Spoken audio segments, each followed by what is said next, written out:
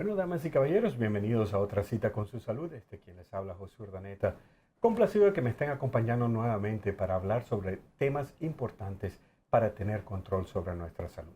Agradecemos nuevamente a Capital Blue Cross el hecho de que nos tengan aquí, sean nuestros anfitriones aquí en sus oficinas en Harrisburg.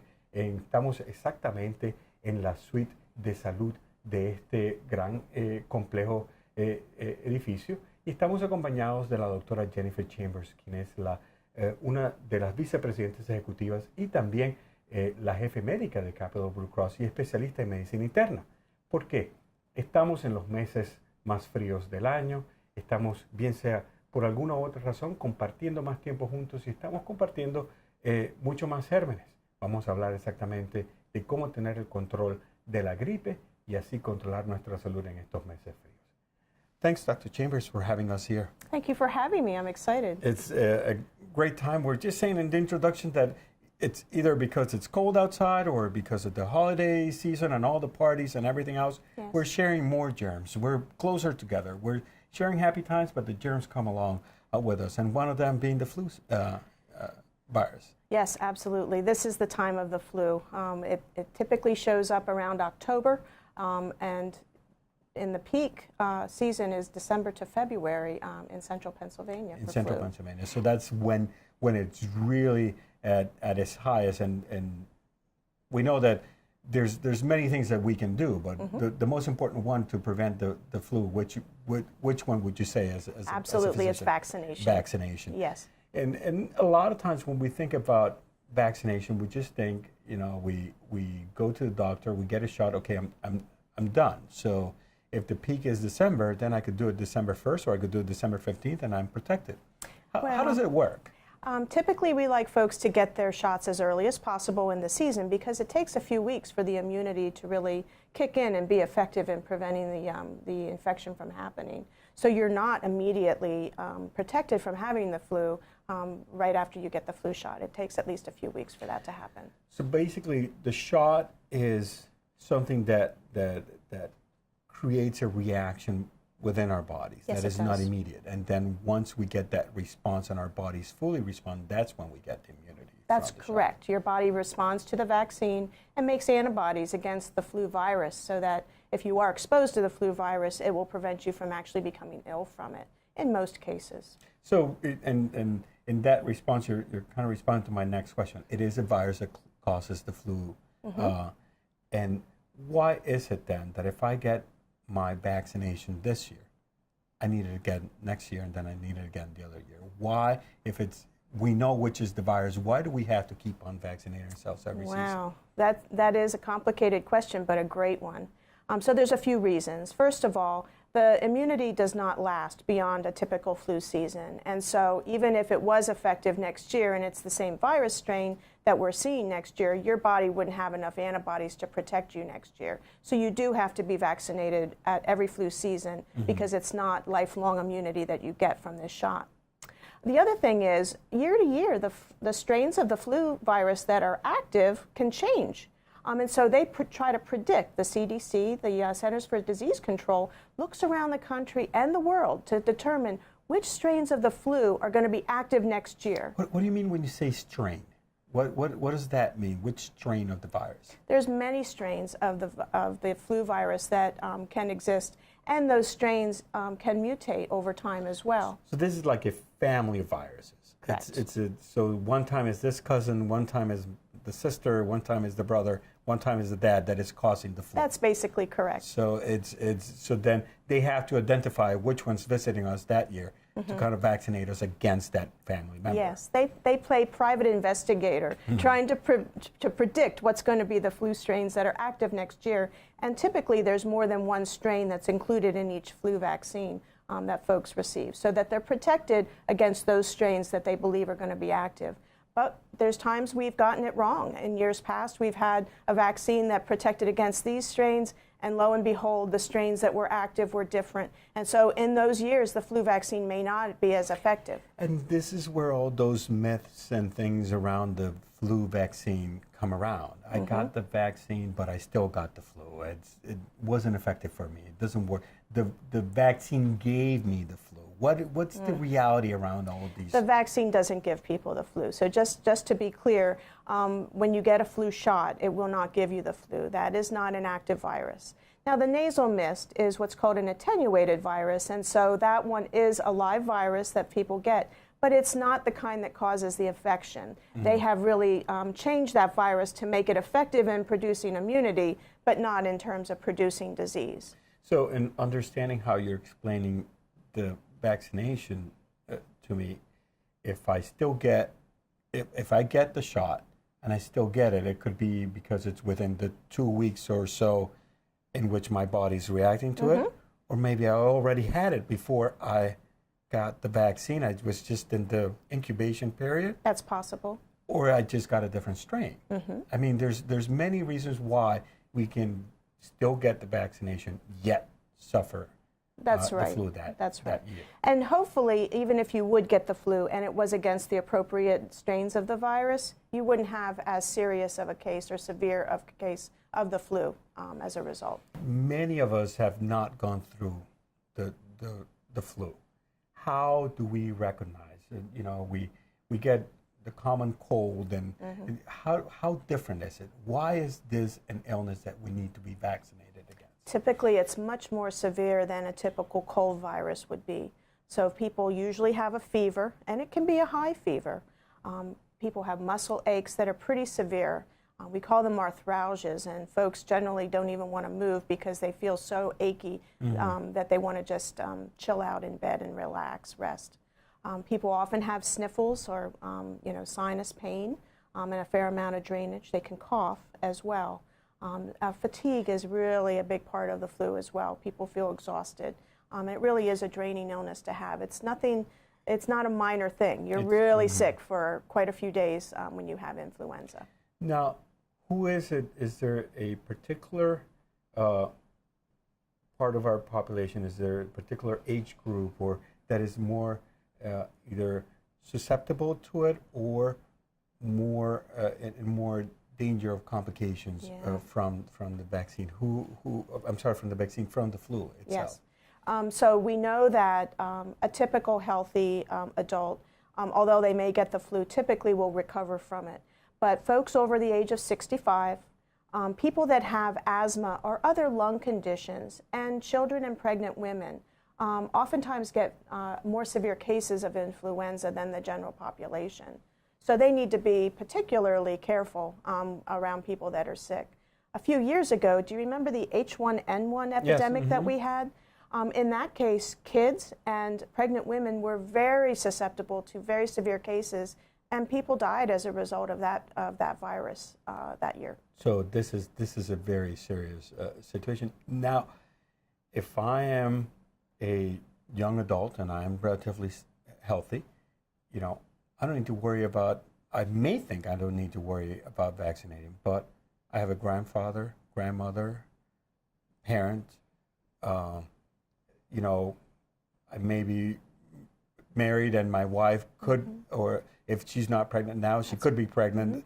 There's many reasons why, even if I'm not in the age group that is more susceptible to suffer higher consequences, you also need to vaccinate because that way you're not a danger to those around you that could be more. You're absolutely right. And over the years, in years past, we had guidelines on who should get the flu vaccine, and those have broadened and broadened to the point now where the CDC says everyone over the age of 6 months should get the flu vaccine.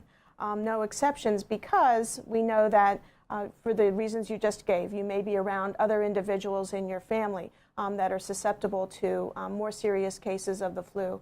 And even if you are a young, healthy adult male, you still have that risk of having a serious complication. People die every year from influenza, usually from the complications of influenza, like pneumonia.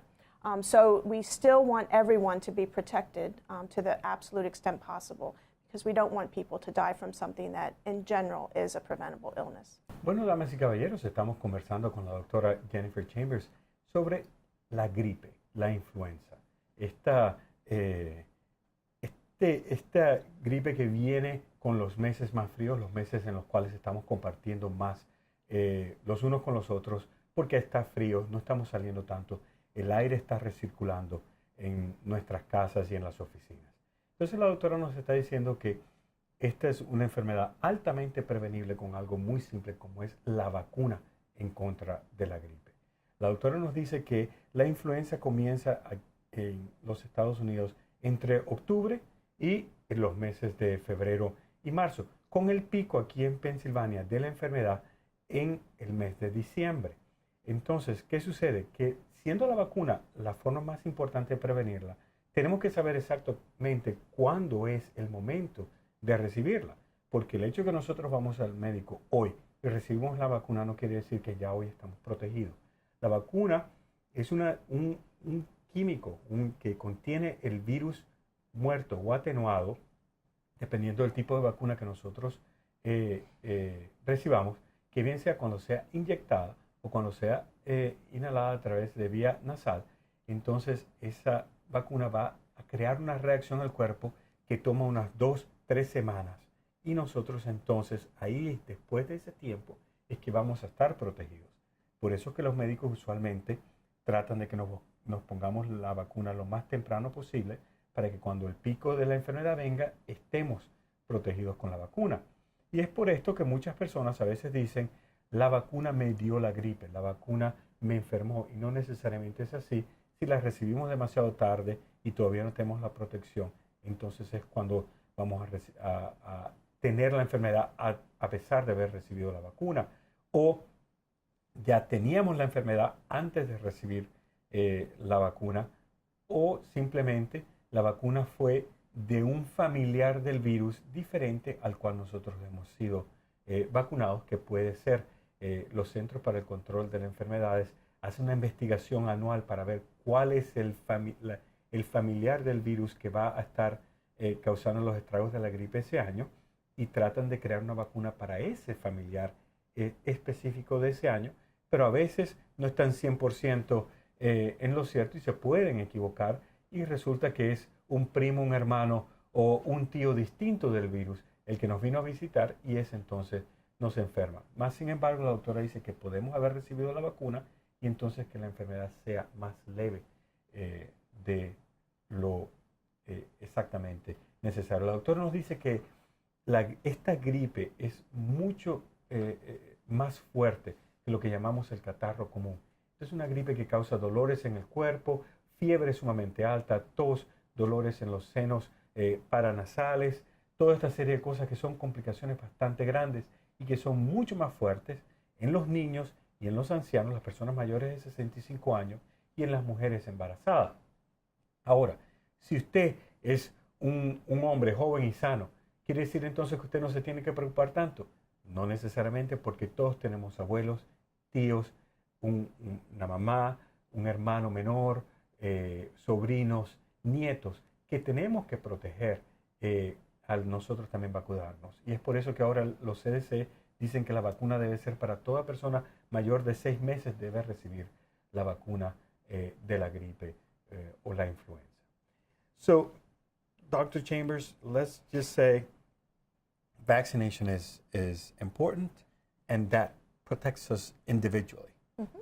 But there are many other measures that we need to take and follow to not be silent carriers, even though we may have it. What are the recommendations in terms of what to do to either avoid getting the flu ourselves or also be vectors of it? That's right. So there's a lot of things that we can do as individuals. First of all, if you're sick, don't go into work. Don't go into public places. Try to avoid contacting a lot of other people because the flu virus is spread through aerosol. So we know that when people are coughing, when they're sneezing, they're spreading the flu virus. And of course, if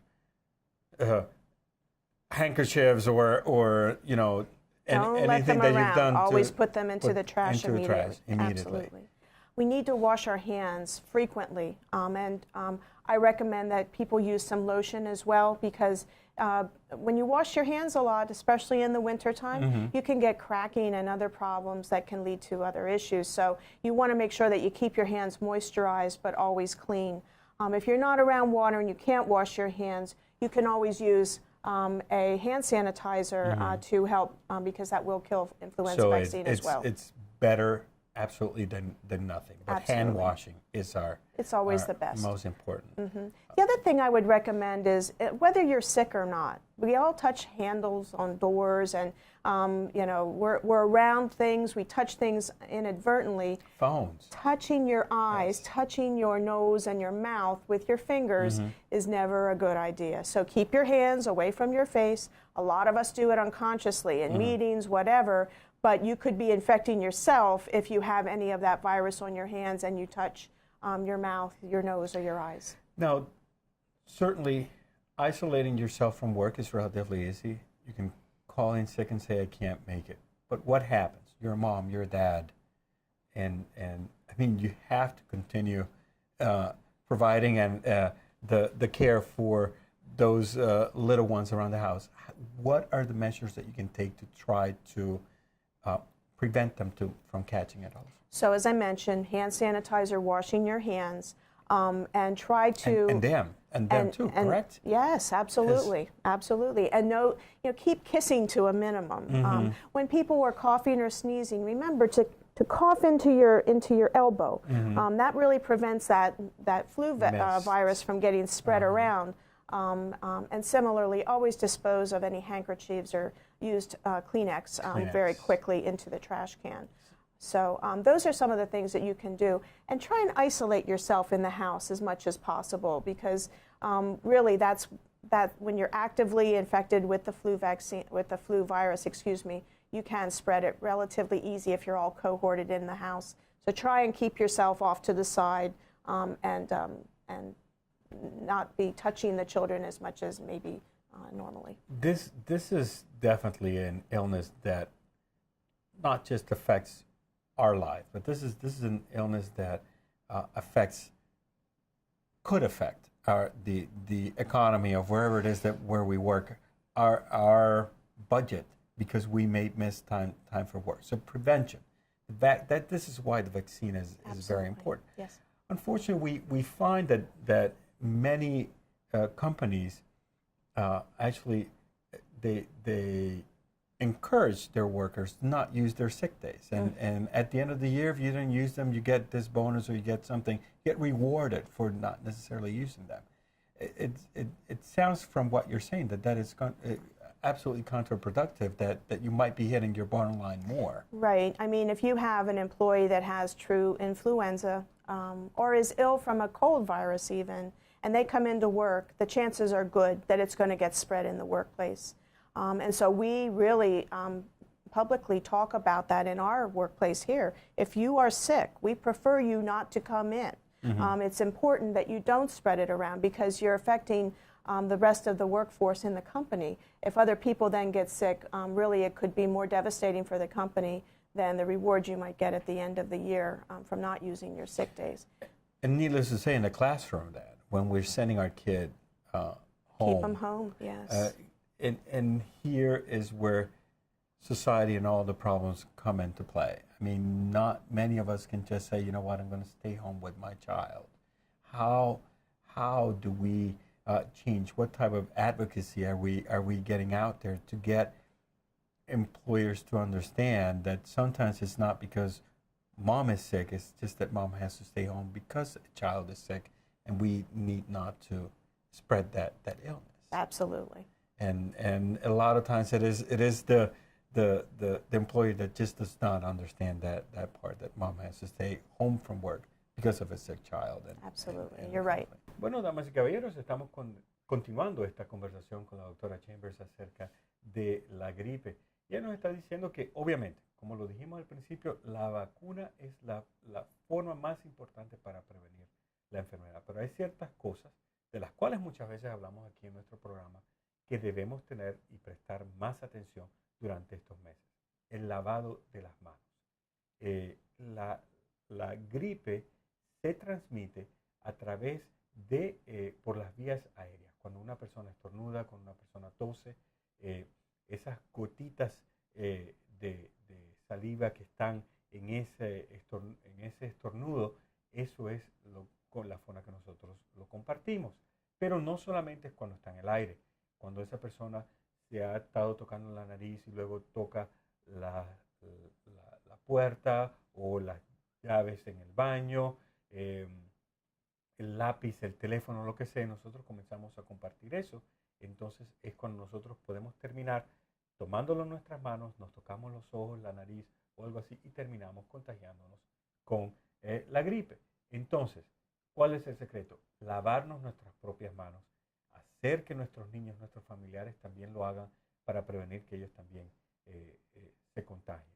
Obviamente, si nosotros estamos enfermos, y esto sirve para la gripe o para el catarro común, si nosotros estamos enfermos, estornudar en la manga de la ropa, cubriéndonos la nariz y la boca cuando estornudamos, así no creamos esa nube de virus que puede contagiar a otra persona.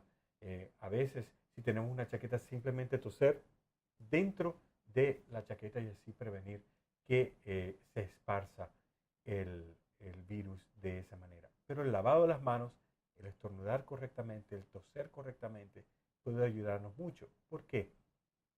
Del trabajo, nos dijo la doctora, lo ideal es, si estamos enfermos, no ir al trabajo.